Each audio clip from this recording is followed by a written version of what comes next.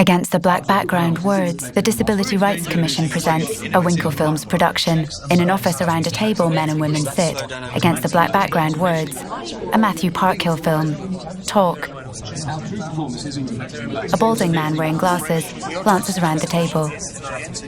Good. A long, productive discussion. Well, that just about wraps it up. Not quite. There's the new Disability Discrimination Act. I think it's an excellent idea. Yeah, me too. Commendable. About time, that's what I say. Absolutely, right. Then we support it. Good. No, you see, the Act's already come into effect. We have to decide what we're going to do about it. Do. What does that mean? Do. Well, we do whatever the law requires us to do. Hearing aids, ramps, I don't know. Just keep the costs down. Now, don't get me wrong. My cousin's disabled. I know what it's like for them. But it's crazy to spend more than we have to. I mean, do we even have any disabled people working here, huh? The man glances around. Well, I'm not saying we don't do our bit. Just don't go overboard, that's all. Those ramps make damn good PR. He's got a point. Robert, why don't you check out what the competition's doing? I don't want us losing out in the image stakes. Make some recommendations. We'll meet up day after tomorrow. Discuss it. Talk some more. People get up from the table. Robert stands and wanders over towards a blonde woman who sits at the table. He leans over her. I got the interview. Tomorrow. So you're leaving us? Time for a change. Outside, Robert talks into his cell. Of course we're still up for tomorrow night. Finally get to see what you look like. Well, I hope you're not disappointed too. Inside, Robert places an attaché case alongside a desk. He sits and types into a laptop. He pauses, stares at the monitor, picks up a bottle of whiskey and pours it into a mug. He takes off his tie and pours some more whiskey into the mug. Robert lies with his head on his desk, asleep. On the laptop monitor, words and lines flash intermittently across the screen. Bright-coloured images of lips moving, his colleagues, interspersed with pixelated images, flash across the monitor. Robert wakes up and glances at his watch. In front of a full-length mirror, Robert gets dressed. I suppose I'm looking for a change. To broaden my horizons. To see what it's like from a different experience. I want this job. To see what it's like from a different point of view. You can do it. Where's your mum when you need her? To see what it's like from a different point of view. Robert closes the front door and steps out into the street. It's raining.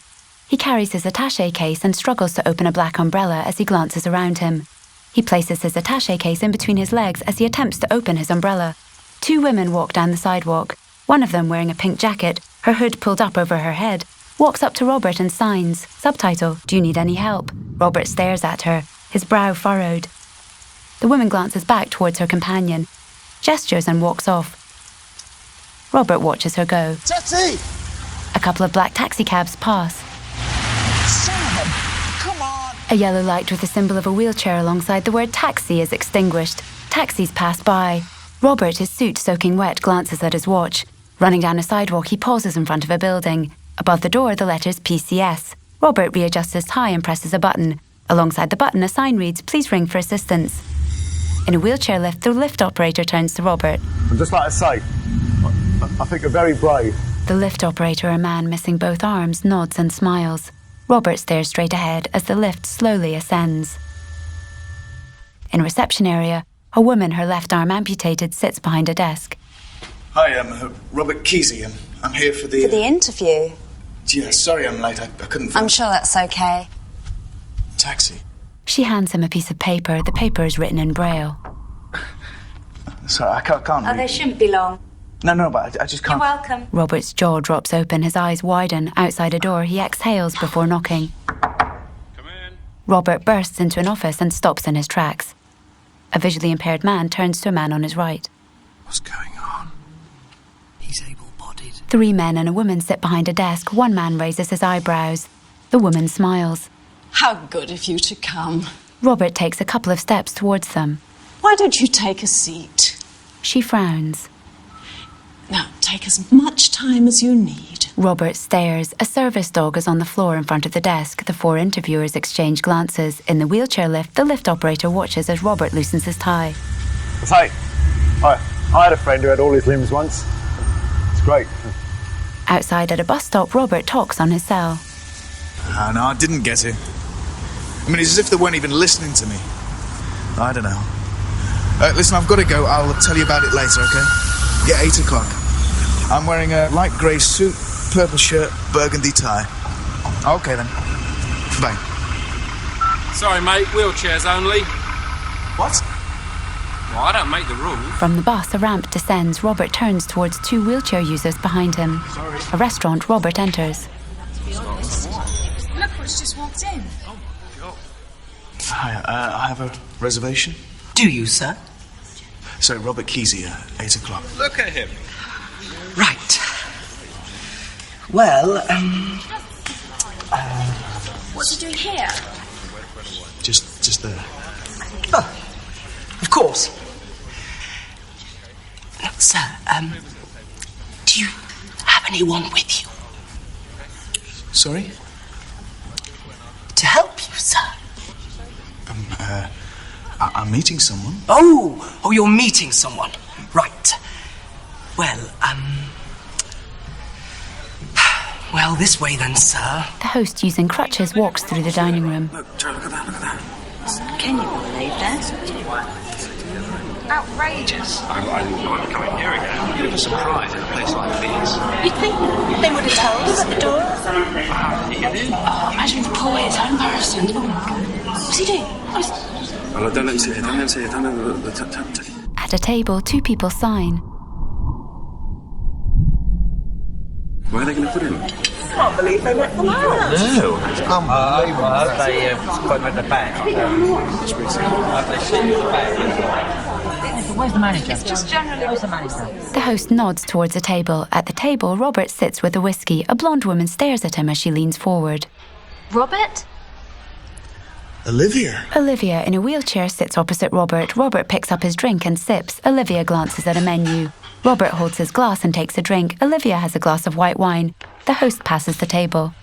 It's not that I don't like you. No. It's just, I didn't expect you to be, She bites her lower lip. you know. Right. Not that it matters.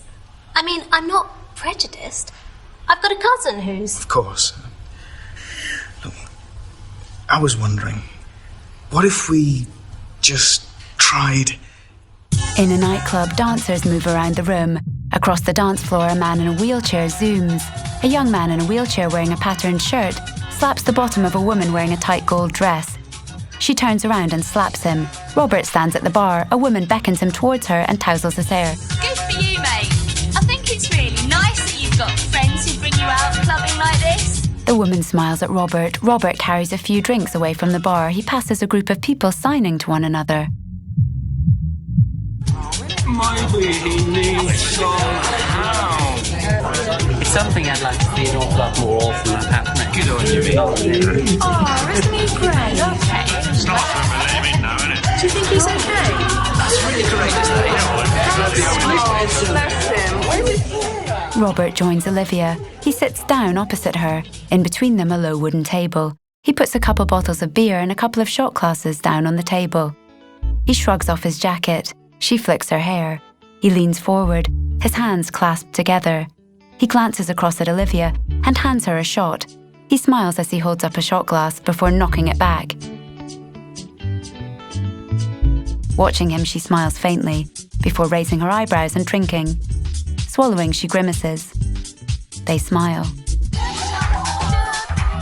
On the crowded dance floor, Robert and Olivia dance. Olivia leans forward towards Robert. I've always wanted to know, are you people capable of having sex?